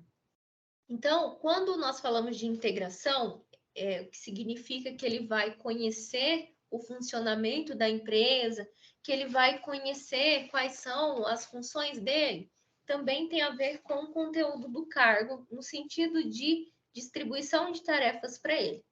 O livro, ele sugere que o ideal é que quando ele chega na empresa, ele receba tarefas normais. E gradativamente, ao longo do tempo, ele vai recebendo tarefas mais complicadas. Isso para que ele possa se inteirar mais da organização em si, recebendo tarefas normais e aos poucos tarefas mais complicadas. Porque o processo de aprendizagem sobre o que ele deve fazer, quais são as atribuições dele, fica complicada se ele chegar e já ir recebendo tarefas muito complexas. Escolha de tutor. A escolha de tutor acontece quando a empresa determina que alguém acompanhe o novo profissional da empresa nos primeiros dias, que acompanhe, que oriente ele. Normalmente as empresas fazem isso. Dificilmente alguém vai ser contratado por uma empresa e vai ficar lá sozinho. Normalmente vai ter alguém que vai acompanhar as atividades dele e vai ir orientando ele ao longo da execução das suas tarefas. Normalmente esse tutor é o próprio chefe, mas nós sabemos o quanto é difícil o chefe às vezes orientar e acompanhar de perto esse funcionário. mas a empresa também pode escolher uma outra pessoa para ser o tutor, alguém que tenha essa habilidade. Por exemplo, na organização em que eu atuo, eu não consigo ter tempo para acompanhar os novos profissionais, né? Por exemplo, o meu estagiário que chegou recentemente. Então, o psicólogo, meu braço direito, que tem um perfil acolhedor, eu escolhi ele como tutor do meu estagiário, né? Principalmente nesses primeiros dias para acompanhar e para orientar ele durante a execução do seu trabalho. Equipe de trabalho. É muito importante promover ações com a equipe de trabalho para que aceite esse novo funcionário. A aceitação grupal ela é muito importante porque é uma forma de satisfazer as necessidades sociais. Lá no nosso primeiro semestre, quando nós começamos as primeiras disciplinas, tinha uma disciplina que nós falamos do porquê as pessoas trabalham. Que as pessoas elas não trabalham somente por dinheiro, mas existem outras necessidades que motivam as pessoas a trabalharem. Por exemplo, a necessidade social. Então, ser aceito pelo grupo, socializar com o grupo é uma necessidade social. Além disso, o grupo ele tem uma influência significativa no comportamento dessa nova pessoa que está entrando, né? No comportamento, nas características, então é muito importante fazer essa socialização. Todos que chegam na organização em que eu trabalho, eu faço ali uma dinâmica de apresentação, não é só a apresentação, mas normalmente eu faço toda uma dinâmica envolvendo bola, papel e várias coisas, para que essa pessoa se sinta acolhida por essa equipe, possa se socializar com essa equipe. Programa de integração. Esse programa de integração, as empresas, elas desenvolvem para que os candidatos eles consigam se inteirar mais sobre a empresa, no sentido de normas, valores, missão, objetivos, entre outros. Aonde a minha mãe trabalha, a minha irmã já trabalhou, quando elas começaram, elas ficaram uma semana fazendo curso e mais alguns dias fazendo a avaliação. Então, elas iam para a organização, elas ficavam em um computador onde tinha vídeos de treinamento para elas, explicando como tem que ser o uniforme, que o cabelo tem que ser amarrado, como tratar o cliente, enfim. Então, esse era um momento em que se desenvolveu um programa de integração para que a minha mãe conhecesse melhor a empresa. E a finalidade desse programa de integração é justamente fazer com que esse novo colaborador compreenda normas de padrão de comportamento, né, os valores, enfim, para que ele possa se desempenhar mais. Dúvidas até aqui?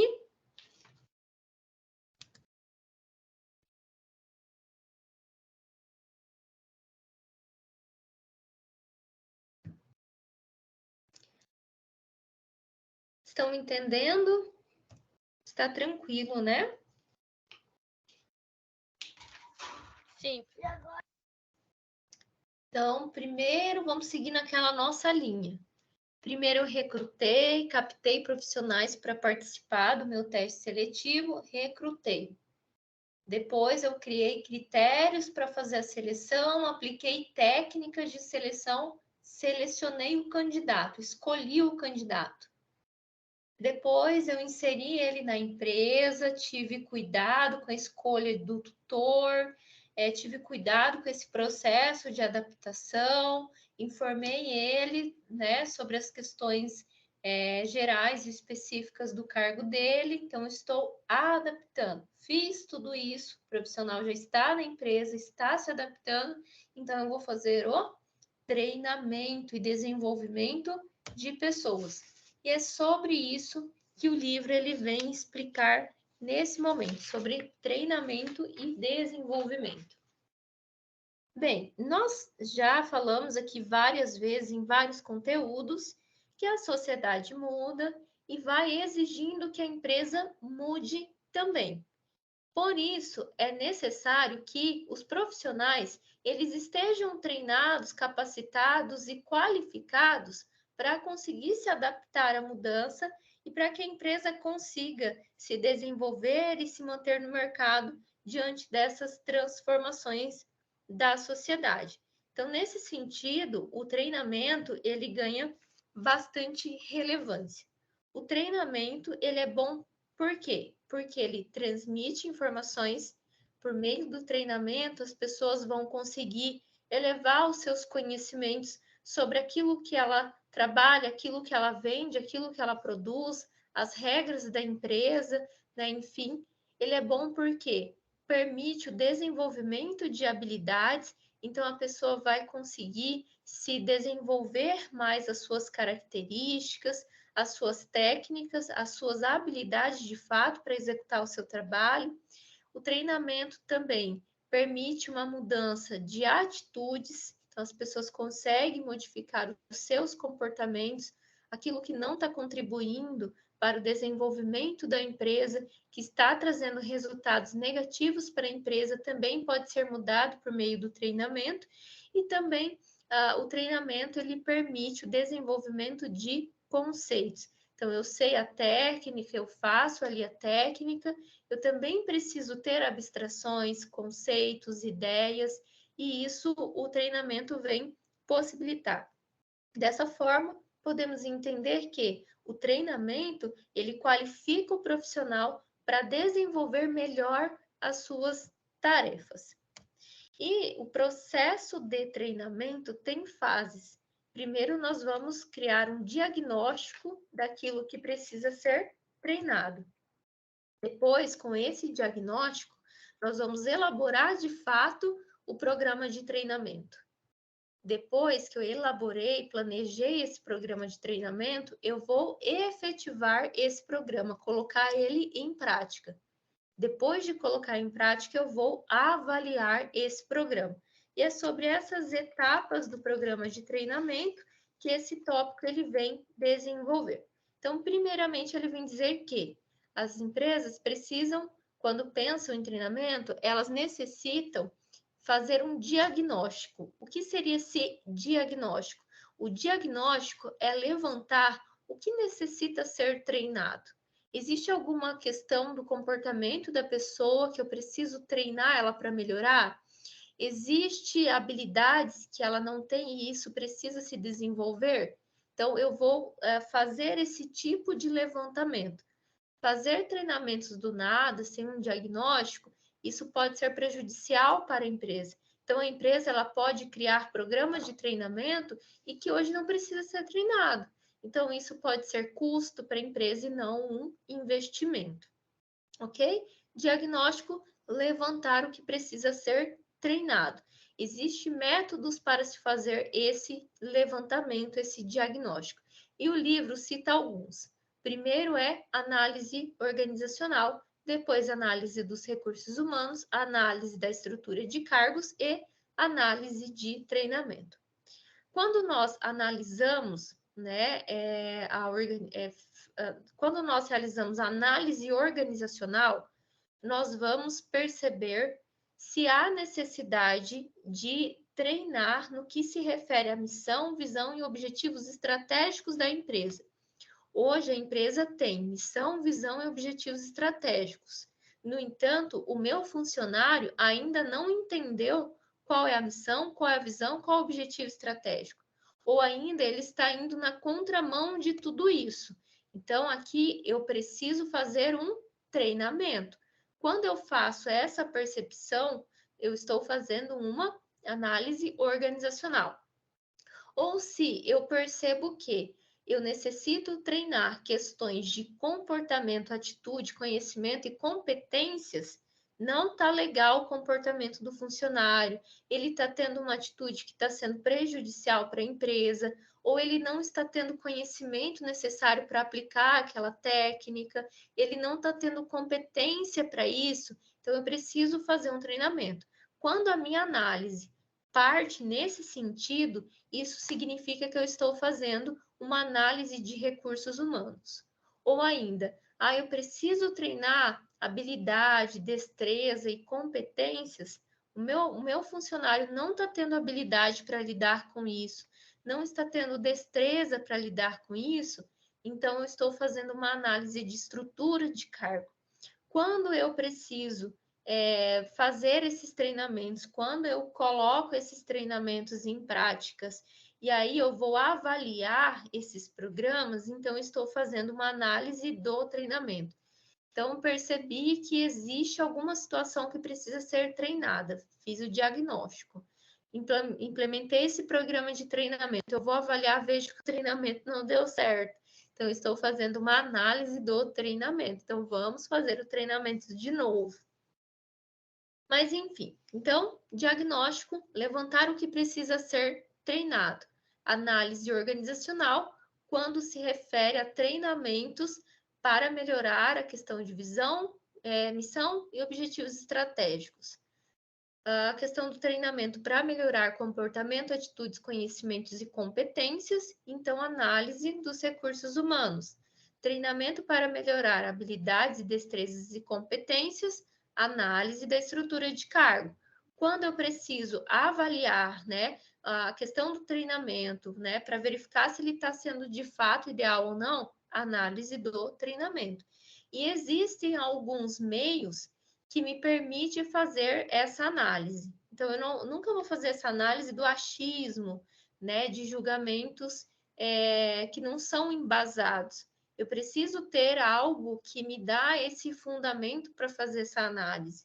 E onde eu vou buscar isso?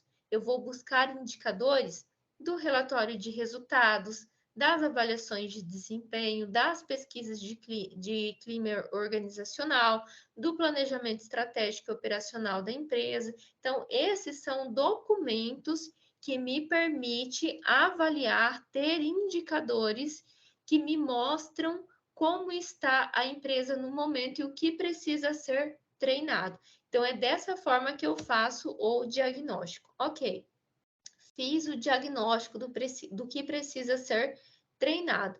Agora é o momento, então, de elaborar um processo de treinamento. É o momento de planejar o treinamento. Então, quando nós falamos na questão da elaboração do programa de treinamento, isso significa que nós vamos pensar quais são os objetivos desse treinamento, né? Então, o objetivo dele partiu de uma análise organizacional que visa melhorar a compreensão da missão, visão, objetivos estratégicos. Então, nesse programa de treinamento, também vou pensar quem e quantas pessoas vão participar, quais recursos financeiros eu vou utilizar para custear esse treinamento, como vai ser conduzidas as atividades, quem vai ser os instrutores, orientadores, se vai ser alguém de dentro da empresa, se vai ser alguém de fora, e qual material didático eu vou utilizar. Então, pensem vocês, essa elaboração do programa de treinamento, ele pode ser um documento criado no computador, como vocês fazem o paper. Mas nesse programa de treinamento é onde eu vou especificar qual é o objetivo, quem vai participar, eu vou escrever ali esse programa de treinamento. Às vezes eu vou precisar apresentar para alguém, né, o chefe do setor. Então, eu trabalho no RH, ele visualizou, teve algum diagnóstico do que precisa melhorar, ele pode me solicitar, e aí eu vou fazer uma elaboração do programa de treinamento. Vou pegar um arquivo, vou pensar nesse treinamento, vou escrever esses pontos para apresentar para ele e ele dizer se aprova ou não. Quando nós pensamos no processo de treinamento, também precisamos pensar nos recursos didáticos para promover esse treinamento. Existem várias formas de treinar as pessoas. Então, eu posso utilizar recursos audiovisuais, teleconferência, comunicação eletrônica, correio eletrônico, vários tipos de tecnologia, né? Eu poderia citar ainda o próprio livro, de repente, um computador, né? Enfim. Mas a questão dos recursos didáticos de treinamento significa o que você vai utilizar, qual material você vai utilizar para fazer esse treinamento. Também precisa ser pensado previamente para não correr o risco de chegar na hora de colocar em prática e não ter esses materiais. Ok, fiz o diagnóstico, levantei as necessidades de treinamento, fiz o meu projeto, né, a elaboração do programa de treinamento, foi aprovado, agora é o momento de implementar, ou seja, de colocar em prática esse treinamento. E existem algumas técnicas de treinamento para desenvolver habilidades em programas de treinamento. O livro cita duas: o treinamento no próprio cargo e o treinamento de classe. Treinamento no próprio cargo acontece dentro da empresa, então são programas que a empresa vai desenvolver ali internamente, vai acontecer em seu ambiente, ou treinamento de classe, que vai acontecer em uma sala de aula com um instrutor para desenvolver aí essas habilidades. O treinamento no próprio cargo, ele pode acontecer por meio de um programa, como esse que eu falava para vocês anteriormente. A minha mãe, ela ia para a organização, lá ela participava de uma videoconferência, às vezes vinha só vídeos para ela explicando como era a organização. Então, ela fez isso, ela fez um treinamento no próprio cargo, no local de trabalho, por meio de um programa que fornecia a ela informações específicas daquilo que eles resolveram treinar nela. Agora, o treinamento da sala de aula, treinamento de classe, acontece dentro da sala de aula com um instrutor para explicar o conteúdo e desenvolvendo a dinâmica dele para promover essas habilidades em programas de treinamento. Aplicação da teoria da aprendizagem ao treinamento. Bem, para que as pessoas aprendam? Para que as pessoas aprendam é necessário o quê? E aí o livro fala que para a pessoa aprender, ela precisa estar motivada. Não adianta nós fazermos treinamento se a pessoa não quer, se a pessoa não tem vontade de fazer. Ela precisa ter vontade, ela precisa estar motivada. Além disso, para a pessoa aprender, ele também precisa estar capacitado para aprender. Qual é a melhor forma que o treinando aprende? O meus treinando, eu percebo que eles aprendem mais lendo uma apostila ou explicando isso para ele. Então, são técnicas que você vai percebendo que, como o seu treinando, ele aprende da melhor forma. Nós aprendemos de forma diferente. Eu fico memorizando leis quando eu preciso fazer concurso. Quando meu esposo está por perto, para mim é mais fácil ainda, porque eu explico para ele o que eu estou lendo e eu consigo aprender com mais facilidade. Então, existe também essa ideia. Para que as pessoas aprendam, também requer retroação e reforço. Retroação significa voltar atrás. Então, a todo momento, a pessoa que está explicando, ela também precisa ter essa ideia de voltar atrás. Por isso que, às vezes, eu sempre falo, vamos voltar na nossa linha. Primeiro eu recruto, depois eu seleciono, depois eu incluo na empresa, depois eu treino. É uma forma de retroação, de sempre voltar em uma ideia que é importante. Além disso, o reforço, também fazer essa repetição de coisas que são importantes. Na primeira aula eu disse a vocês, essas 5 atividades, ela é muito importante dos recursos humanos, porque ela cai em prova de concursos públicos, com certeza vai cair na atividade de vocês, nas provas de vocês. Quando você visualiza lá no edital de concursos públicos as 5 atividades dos recursos humanos, ou processo de recursos humanos, são essas 5 atividades que caem.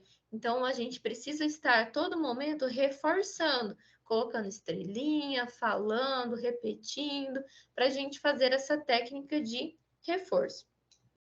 A aplicação prática aumenta o desempenho do treinamento. Então, se viável, é muito importante que se tenha uma forma de praticar aquilo que está sendo ensinado, para que a pessoa também consiga aprender. O material de treinamento deve ser significativo, ele tem que ser importante, ele não pode ser pensado de qualquer maneira, né? O material, ele tem toda a relevância.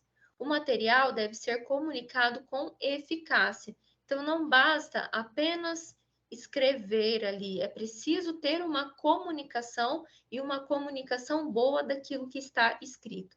O material do treinamento deve ser transferível para o trabalho. Então, tem que ser algo que eu consigo levar para o meu trabalho, para que, se caso eu tenha dúvida, eu volto nele para sanar as minhas dúvidas. Então, essas são as maneiras de aprender por meio do treinamento. Então, vamos lá. Fiz o diagnóstico, levantei as necessidades de treinamento, elaborei um projeto de treinamento, implementei esse projeto de treinamento. Agora é hora de fazer o quê? Avaliar esse projeto de treinamento. Foi bom? Alcançou os resultados esperados? Né? Então, o momento de avaliação é o momento de verificar se o treinamento ele foi eficaz. Além disso, existem alguns elementos que nos permitem melhor visualizar isso. Percebendo se, depois do treinamento, eu tive economia de custos, eu tive economia de tempo, melhoria de qualidade, produtividade, satisfação dos empregados, redução dos índices de retrabalho, etc. Então, se sim, então nós conseguimos perceber que o treinamento ele foi eficaz. Além disso, nós podemos contar também com indicadores. Indicadores são números que nos permitem avaliar melhor. Então, depois desse treinamento, o quanto diminuiu o custo em termos numéricos, quanto aumentou a organização, o quanto melhorou a imagem da empresa. Então, são itens, o livro aqui ele traz isso, itens para que nós possamos avaliar se o treinamento ele foi positivo ou não. Modelo de programa de treinamento. Bem, pessoal, como eu disse a vocês, esse conteúdo ele é bem cansativo. A unidade 2 tem mais de 100 folhas.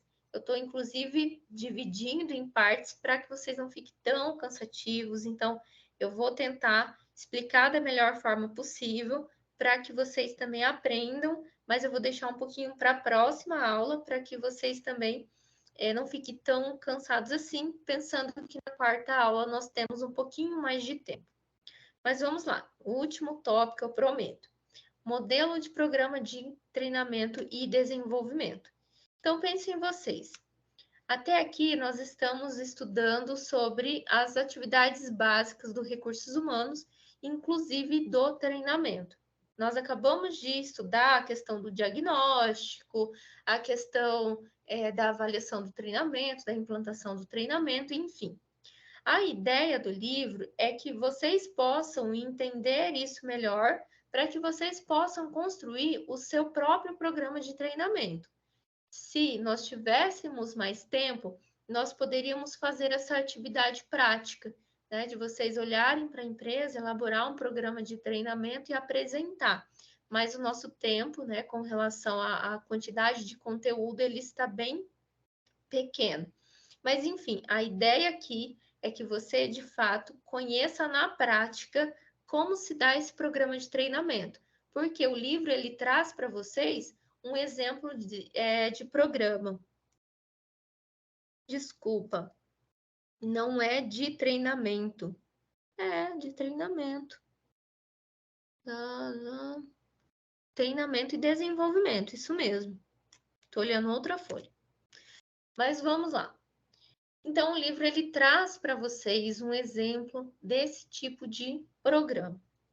Tá, primeiro, objetivo do programa. E aí a questão é leitura mesmo e percebendo como ele traz esse exemplo. O programa que traz para vocês como exemplo, ele é voltado para os colaboradores da empresa, tanto para a integração e socialização deles. Então, o que nós podemos visualizar é que a empresa está fazendo um programa para que os colaboradores possam se socializar mais com aqueles que já estão em um tempo maior dentro da empresa. em busca de integrar esses novos profissionais e principalmente para que eles recebam informações que são precisas para que eles se insiram dentro da organização. Ter informações também é uma maneira de ter treinamento. Ok, esse é o objetivo do programa. Depois ele fala sobre uma estrutura do programa. Então aqui ele coloca como o programa ele pode ser desenvolvido, né? Esse programa de integração e de socialização. Então, pelo que eu percebo, o exemplo tratado aqui é uma ideia de que o funcionário ele está chegando na empresa e ele precisa ter informações sobre a empresa e também por meio dessa interação e socialização. O livro cita alguns instrumentos para estruturar esse programa. Primeiro, ele traz a questão do manual básico e conceitual. Você pode disponibilizar para o funcionário um manual básico e conceitual. O que ele traz? Ele traz informações teóricas e práticas que serão trabalhadas no programa. Ele traz informações mais gerais, como vai ser a teoria, como vai ser a prática daquele programa. Além disso, você pode disponibilizar o manual do instrutor, com informações de como o instrutor deverá conduzir um programa. Então, você pode disponibilizar para os profissionais um manual básico conceitual, com informações que vão ser trabalhadas para o programa. Você pode disponibilizar um manual para o instrutor, para que ele possa conduzir da melhor forma aquele programa. E também traz testes de aprendizagem, que é um momento de avaliar, de medir se aquele treinamento ele está sendo eficaz, se as pessoas estão conseguindo, de fato, compreender aquilo que está sendo abordado. Ok? Então, o objetivo do programa, interagir os colaboradores, os novos colaboradores, e que eles recebam informações. Estrutura do programa pode ser por módulos, nós podemos disponibilizar o manual básico conceitual, manual do instrutor, testes de aprendizagem. Ok. Depois é o momento de aplicar o programa, né? Colocar o programa em prática. Então, as pessoas responsáveis por serem instrutores, a questão da chefia também pode participar como uma forma de dar aos novos colaboradores informações. E depois o livro faz sugestão de módulos, né? Como pode ser distribuído esse módulo. Na verdade, isso aqui é exemplo. Isso aqui é um programa específico que foi criado. Tem o objetivo de integrar os colaboradores, dar a ele informações necessárias. Tem a questão da estrutura do programa, como vai ser aplicado o programa, quem vai aplicar, como vai ser preparado os instrutores e depois os módulos em si para trabalhar de fato aquele treinamento. No caso desse exemplo, vai trabalhar o módulo institucional, em que vai ser contado aspectos mais gerais da empresa, como, por exemplo, a história da empresa, como surgiu, quando surgiu a empresa, qual é a missão da empresa, os valores. Então, nós podemos tratar tudo isso no módulo institucional. Módulo administrativo, onde as pessoas vão entender quais benefícios tem, normas e procedimentos, então, como vai ser as férias, se tem algum benefício a mais dentro da empresa, como funcionam as premiações dentro da empresa, etc. Podemos trabalhar, além desses módulos, os módulos de segurança do trabalho e patrimonial. Então, nós vamos trabalhar como a pessoa vai se manter mais segura dentro da empresa, a disponibilização de EPI, como utilizar o EPI, as áreas de segurança da empresa, as portas de emergência, enfim. Outro módulo também que esse programa trabalhou, módulo do programa de qualidade, né? Nesse momento, vai ter uma sensibilização inicial em que a pessoa vai saber o que é o padrão de qualidade para a empresa, como atingir esse padrão de qualidade.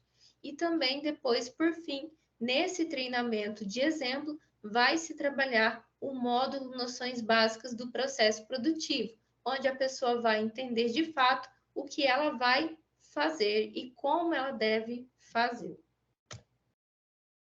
Pessoal, tem mais tópicos dessa unidade, mas eu combinei com vocês no início da aula que esse tópico eu vou deixar, os 2 tópicos seguintes que falam de remuneração, eu vou deixar para a próxima aula, para que vocês consigam respirar um pouquinho, é muito conteúdo, então nós conseguimos dividir para as próximas aulas. Tudo bem? Tudo bem, prof.